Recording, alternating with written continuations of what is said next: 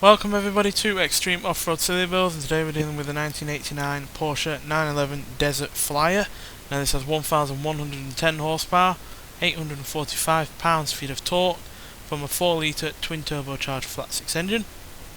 The car itself now weighs 2,698 pounds. Came with off-road tyres and off-road suspension as standard, but it now has all-wheel drive and those off-road tyres have been widened. And it can now do 0 to 60 in 2.947 seconds, 0 to 106.064 seconds, and going to a top speed of 218 miles an hour. So yeah, with this suspension being stock, although it's a car from 1989, it obviously was made in terms of this into this kind of vehicle a lot earlier, newer than that. It's still, as you can see by handling wise, not very good, because yeah, the suspension does roll around quite a fair bit. It's really rather quite soft. It's more meant for, desert kind of treks, sand and stuff like that. So whether or not it's going to deal with the massive jumps or, the harsh conditions on this course, we'll have to see. But top speed, acceleration, launch, braking and off-road capability are all solid. I just hope that the car can deal with all this extra power with that soft suspension. So yeah, I guess there's only really one way to find out, and that's by getting out there, so let's start.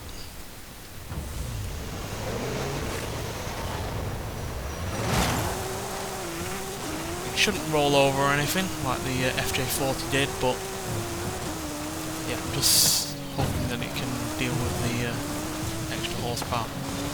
And obviously it's got all-wheel drive now that it never had originally. It was only really rear-wheel drive originally, so yeah, it's got that to deal with as well, but I think that'll be less of an issue.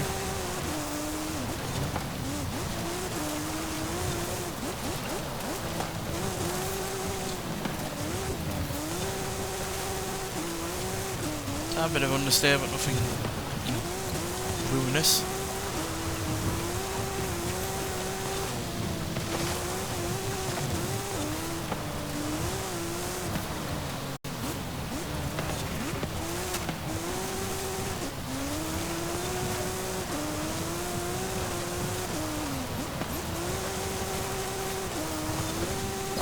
In the last game, when we took out a Porsche that was meant for going off-road, it was the 959 Rally Raid, and we overcooked it a bit in terms of horsepower and ended up being way slower than you would have expected it to be, which is why I've kind of limited this to a more reasonable amount of horsepower. We could have given it a lot more. We could have given it the V8 hybrid engine out of the 918, but decided not to after using that in the 959 Rally Raid, and results weren't favourable. So hopefully this slightly more standard Porsche engine will fit the bill with this car.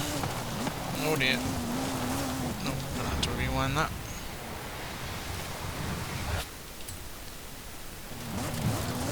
There we go.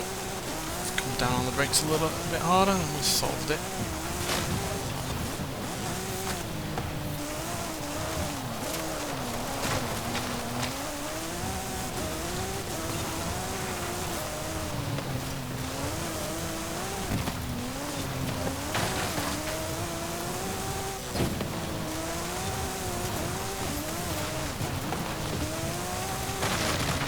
Dealing with the harder surfaces okay, because like I said at the beginning, this was more meant for deserts, so soft sand and all that.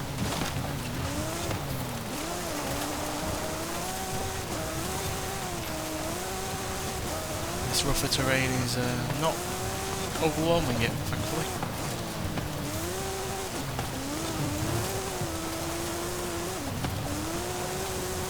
Though it's got that all-wheel drive system now, it does feel still really rather agile.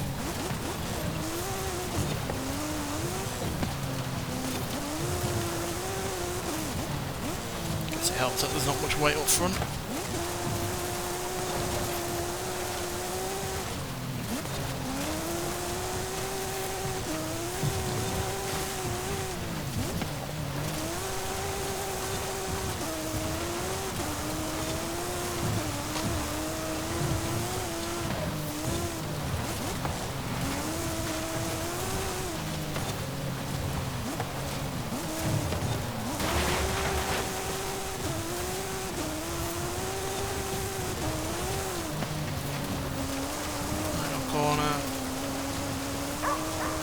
really good amount of speed around that final corner there.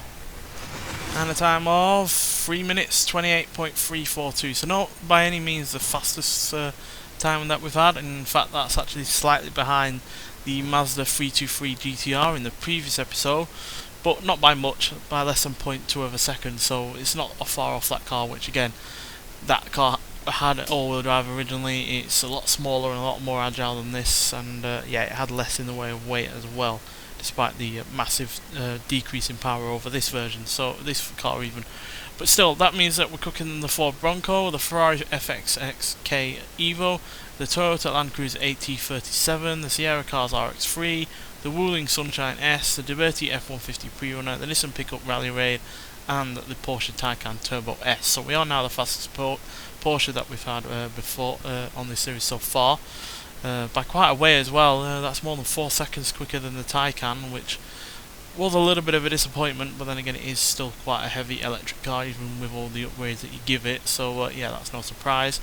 And yeah, like I said, we were slightly behind the 323 from the previous episode, as well as the Volkswagen Golf R and the Audi TT RS, and way off the pace of the Toyota Hilux AT38. So yeah, with Toyota still being at the top of the leaderboard, I am really looking forward to seeing what the likes of the Tundra and the 4Runner can do, which are the first ever, you know, stock modern off-road Toyotas that we've ever had on a Forza game. So really looking forward to them.